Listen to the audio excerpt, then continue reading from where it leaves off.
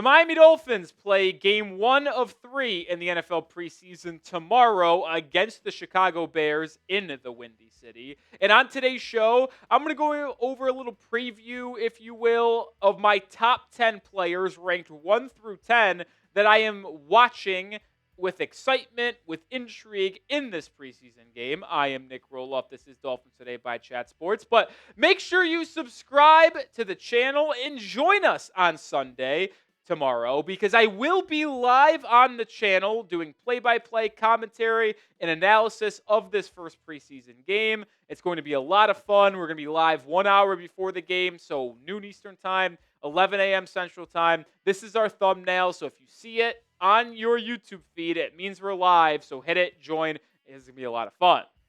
The number one player that I am watching this game against the Bears, I think it's hard for anyone not to put the rookie 7th-round quarterback, Quinn Ewers, out of Texas, because he has put together a very good training camp to this portion of the preseason. He has flashed arm talent, and I've consistently said if he's able to clean up his mechanics, his footwork, which were the two biggest issues he had at Texas, along with injuries, the inaccuracy was a major issue. But if he could become more decisive as well and more crisp in his thought process, reading the field, pre-snap reads as well, his talent level is among one of a early first-round draft pick.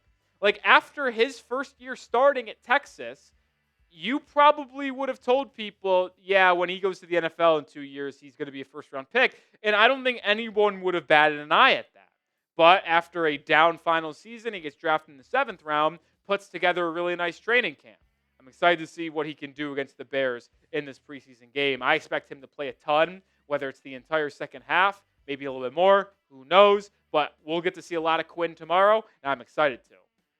Jack Jones is my number 2 player, the corner that Miami signed 1 week into training camp following the injuries to Artie Burns, B.J. Adams, Kader Kohu. But he's a player that right now I would project as a starting corner on this football team. Now, this group isn't very good, so it's not that hard to be a starter. Right now, mine would be Storm Duck, Jack Jones, and Mike Hilton as your top 3 guys. And if Jack Jones is able to put together a strong preseason, I think he is your starting cornerback. I'm unsure of how many snaps he would play, if he plays at all, to be honest. And I'm curious to see what the snap distribution would be amongst these corners and veteran secondary members compared to the young guys and depth pieces. But I imagine Jack Jones will get some playing time, and I'm excited to see what he can show, because if he shows a lot of positive things and good things, he'll just continue to build momentum to being a starter week 1 against the Colts. Staying in the secondary, I'm going to go to the second-year 6th-round pick out of Cal, Patrick McMorris, the safety, because this is a massive opportunity for Patrick McMorris. Ashtyn Davis is hurt. He's going to miss time, not the whole season, but he will miss time. Donte Trader Jr., the 5th-round pick out of Maryland in this year's draft, is hurt and not playing. Can Patrick McMorris step up and cement himself as a safety on this 53-man roster? He certainly has the opportunity to do so. Coming into training camp, I had him on the outside looking in of the roster bubble, with players like Trader Jr., Elijah Campbell, Fitzpatrick, Melifonwu, Davis ahead of him. But as I mentioned, with a couple injuries and Campbell being banged up as well, McMorris has the opportunity to play a very large amount of snaps in this preseason game and potentially prove to the coaching staff and front office that he should be on this 53-man roster when it's cut down from 90 to 53 in late August. We'll also get to see a lot of John Saunders Jr., who's not on this list, but a player I am excited to watch as well. Make the call for me. Will Patrick McMorris seize the opportunity and make this Dolphins 53-man roster? Type Y for yes or type N for no. Number 4 on my list is the other quarterback on this roster. I am more excited to see the rookie Quinn Ewers, but I am also very excited to see the veteran backup that Miami signed to a 1-year deal in NFL free agency, the former 2nd overall pick out of BYU, Zach Wilson, because he has had a lot of good moments in camp. He's also had a lot of bad moments, just like Quinn Ewers. But I feel like Ewers has somehow, and this is not his MO, been a little bit more consistent than Zach Wilson. And if Quinn Ewers outperforms Wilson in the preseason, whether it's just this first game against the Bears or the entire 3 preseason games against the Bears, Lions, and Jaguars, there is a chance. I still put it low because of Wilson's contract, but there is a chance Quinn Ewers could ultimately become the QB2 for this Dolphins football team to Tagovailoa. Would I put it as a guarantee or likelihood? No, I still lean Zach Wilson, but I am certainly intrigued by seeing how Ewers performs and Zach Wilson performs. That's why they're both in my top 5. The 5th player, rookie running back Ollie Gordon II. I know I contemplated putting Jalen Wright here because he's had a little bit of a up and down camp to where he might be RB3 rather than RB2, and Alexander Madison might be that guy. But I expect to see a ton of Ollie Gordon this game. Miami really doesn't have any other running back on this roster outside of those 4. They released Nate Noel, the UDFA running back they signed right after the draft in a roster move they made a couple weeks ago. So the running back position is pretty thin, which means I anticipate seeing a decent amount of Jalen Wright and Ollie Gordon, specifically Ollie Gordon. So I can't wait to watch him run, man. And I think him and Quinn Ewers will be a fun duo to watch. If you are a college football person, you want to talk about an all-time like Madden Ultimate Team moment to have these two together. Like Quinn Ewers, one of the best college quarterbacks over the past couple of years, and Ollie Gordon, who is the best running back in college football statistically in the 2023 season where he was the Dokes Award winner. Like, that's just a fun duo to watch. I can't wait to see those two work together in the backfield on the offensive end for Miami. That's why Ollie Gordon makes my top 5. And also, he's going to make this roster, but can he carve out a role for himself in the regular season by putting in good work now? Maybe. Represent the Dolphins every single day. The easy way to do it is grabbing this awesome, sweet gray shirt on sale. I love the little design here. It's so simple. The Miami Dolphins and that little curved with the logo in between. I love the font on this shirt as well. And good news for you as well. $15 off when you go to chatsports.com/MIA shirt sale. Links in the description and comments of today's video. Grab yours now before the sale is no more. Kicking off the back half of this video, number 6 on my Dolphins to watch is UDFA wide receiver out of Missouri, Theo Weiss Jr. It's the UDFA that has been the best out of this group. Remember, Miami signed 4 of these guys after the draft. Theo Weiss Jr. out of Missouri, Andrew Armstrong from Arkansas, Monterey Baldwin from Baylor, and A.J. Henning from Northwestern. I always hyped up Andrew Armstrong coming from Arkansas because he's 6'4", ran a 4.5 240, led the SEC in receiving yards a year ago. But Theo Weiss Jr. has consistently outplayed him in minicamp, in OTAs, and now in training camp. So with him being one of the top targets in this second group of wide receivers, I can't wait to watch him work with Zach Wilson.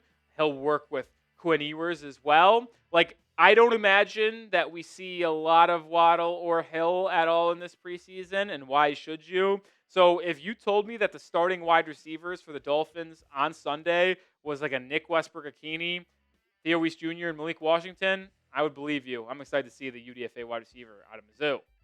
We'll stick an offense with tight end. Tanner Conner comes in at number 7, a player that has been in the Miami Dolphins system for a pretty long time. But with Darren Waller still on the PUP list, at least as of filming this is on our Tuesday live show, I think Tanner Conner is the best receiving tight end you have. Like, you think about the group you got. Jalen Conyers, IR, done. Chris Myrick is nothing. Hayden Rucci's a blocking guy. Pharaoh Brown's a nice duo of inline blocking receiver. And then we know Julian Hill can't catch a cold. You talk pure route running and hands, Tanner Conner's the best one that you have active in this game. Is he going to be able to prove that he is clearly the best receiving tight end that you have amongst those 5 players I just mentioned?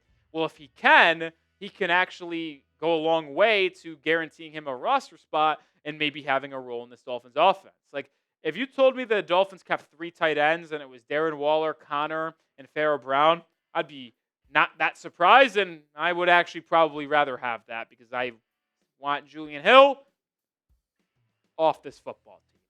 Number 8, Jason Marshall Jr., the 5th-round pick out of Florida, the rookie cornerback. He's a player that a lot of Dolphins fans really, really liked when he got drafted. I was hesitant. My guy Ruski, I hope you're watching this, was on my ass about not liking the pick of Jason Marshall Jr.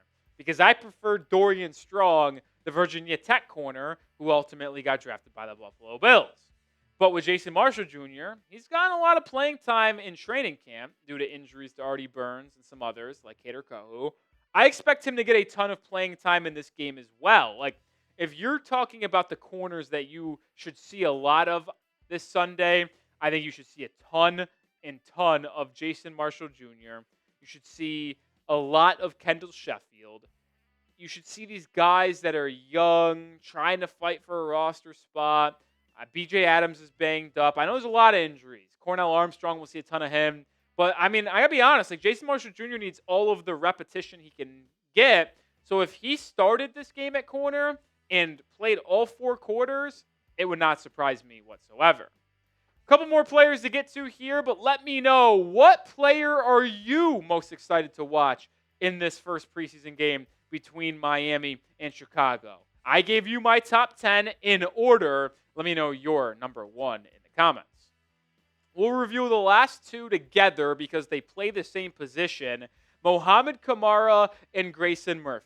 Kamara, the 5th-round pick from Colorado State in 2024. Grayson Murphy, the UDFA out of UCLA in 2024. Both of them fighting for roster spots. I would lump these 2 in with Quentin Bell. Bell, obviously a little bit more established. He played a lot more for Miami last season, but his roster spot is not guaranteed. And I am curious to see how many people Miami ultimately keeps at the edge position. We know they're keeping Bradley Chubb, Chop Robinson, and Jalen Phillips. Are they keeping 5? Well, if they keep 5, which one of these 3 gets cut? Grayson Murphy had a really good preseason game against the Falcons last year before getting put on IR for the year. Mohamed Kamara was with the team all last season, but was a healthy scratch and inactive almost every game. So these 2 guys are going to be playing early. They're going to have to showcase why they deserve to have a role on this football team. And I can't wait to see the 3 of them compete. I think those 3 are going to play a lot in this first preseason game. I can't imagine Jalen, Chop, or Chubb playing really at all. We'll see what Mike McDaniel does. But I don't see any of those guys playing, so we're going to see a lot of those 3 players that I just mentioned. And that will do it for today's show. But as I mentioned off the top of this episode, make sure you subscribe. Make sure you join us tomorrow because we will be live on the channel, noon Eastern Time, 11 a.m. Central Time. I'm Nic Rohloff. I'll be joined by producer Jeffrey Cooperstein. Shout out to Coop. Can't wait to have him with us for this watch party tomorrow. But if you see this thumbnail, it means we're live. So click it and join us. It's going to be a lot of fun for the first Dolphins football game in 2025.